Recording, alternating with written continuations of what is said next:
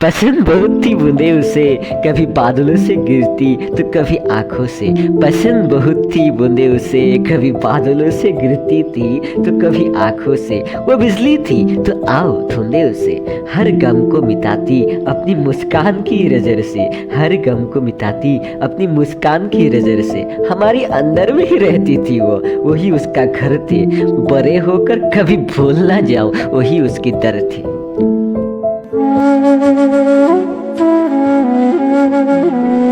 Hi guys, আমাৰ ভিতৰতে লুকাই থকা এক বৃহৎ শক্তি আমাক সপোন দেখাবলৈতো শিকালে, কিন্তু নিজেই সুনিদ্ৰাত মগ্ন হৈ গ'ল। হয়, বুজিব পাৰিছে চাগে মই কিহৰ কথা ক'ব বিচাৰিছোঁ। নোৱাৰিলোঁ একো নাই, মই আছোঁ নহয়, মই বুজাই দিওঁ। ব'লকচোন আমি বিচাৰি চাওঁ আমাৰ ভিতৰত লুকাই থকা সেই সত্তাটো কি। ল'ৰালি, জীৱনৰ কোলাহলত তই স্মৰণীয় ল'ৰালি। আহি বুকুৰ ৰুমত জীৱনে জিৰাব খোজে। তই জনা নাছিলি জীৱন যে এখন যুদ্ধ। সময়ৰ তৰোৱালখনে বৰকৈ আঘাত কৰে। জীৱন তইতো বুজা নাছিলি সময় কি, বিষাদ কি।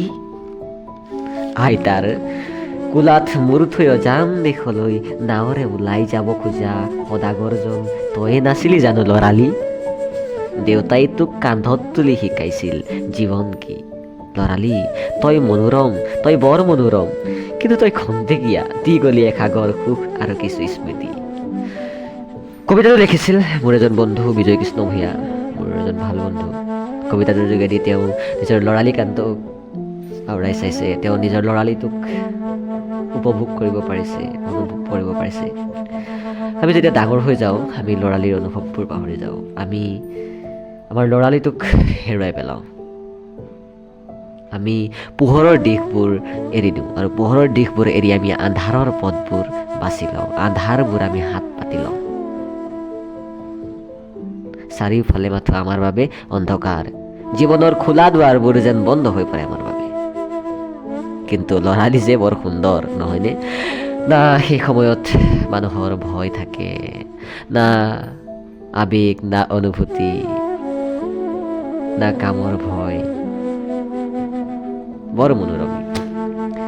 সেই সময়ত যেন এনেকুৱা ফিল হয় আপুনি যেন ৰজা, গোটেই পৃথিৱী যেন আপোনাৰেই। আৰু নোৱাৰো শব্দটো তাৰ সেই সময়ত, ল'ৰালিৰ সময়ত যেন একেবাৰে অজান। এনেকুৱা অনুভৱ হয় সকলো কাম যেন কৰি পেলাম এক মুহূৰ্ততে, সকলো যে মোৰ কাৰণে অজু, অৰ্থাৎ আপোনাৰ কাৰণেও অজু সেই ল'ৰালি কালটো। আইৰ মৰমত কান্দি পৰোঁ, আইৰ ধমকিত কান্দি পৰা আপোনাৰ হৃদয়খন। দেউতাৰ কান্ধত উঠি ল'ৰালিটোক উপভোগ কৰা আপোনাৰ হৃদয়খন। একেবাৰে নিৰ্ভয় সেই সময়ত। ধূলি বালিৰ লগত লুতুৰি পুতুৰি হৈ থকা আপোনাৰ শৰীৰটো আৰু আপোনাৰ মনটোৱে সেই সময়ত এবাৰ হ'লেও অনুভৱ কৰে গোটেই দুনিয়াখন যে আপোনাৰ। না আপোনাৰ ভয় আছে, না আপোনাৰ কাৰোবাৰ প্ৰতি বেলেগ অনুভূতি জাগি উঠে, না আপোনাৰ আৱেগ আছে। আপুনি যেন ৰজা, আপুনি যেন কৰি যাব সমাজৰ বাবে বহুত কিবা কিবি। কিন্তু আমি যেতিয়া ডাঙৰ হৈ যাওঁ, এইবোৰ যেন আমি পাহৰি পেলাওঁ। ল'ৰালিৰ সাহসবোৰ আমি পাহৰি পেলাওঁ। সঁচাকৈ ল'ৰালি বৰ মনোৰম। हमारी अंदर ही रहती है वो, वही उसका घर था। बड़े होकर कभी भूल ना जाओ, वही उसका डर था। আপুনি আপোনাৰ ল'ৰালিটোক পাহৰি যোৱাৰ ভুল একেবাৰে নকৰিব। আপোনাৰ ল'ৰালিটোক মনত পেলাই, আপোনাৰ ল'ৰালিৰ সাহসবিলাকক মনত পেলাই জীৱনটোত আগবাঢ়ি যাওক।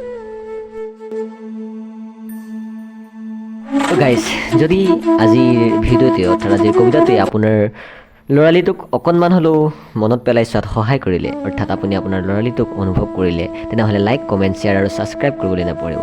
আপোনাৰ এটা লাইক আৰু কমেণ্টে মোক উৎসাহিত কৰে এটা নতুন কাহিনী আপোনালোকৰ আগত প্ৰেছ কৰাৰ কাৰণে। আজিলৈ মানে, আৰু আপোনালোক সকলোকে জনাইছোঁ মই আগন্তুক আহি থকা ভোগালী বিহুৰ বহুত বহুত শুভেচ্ছা।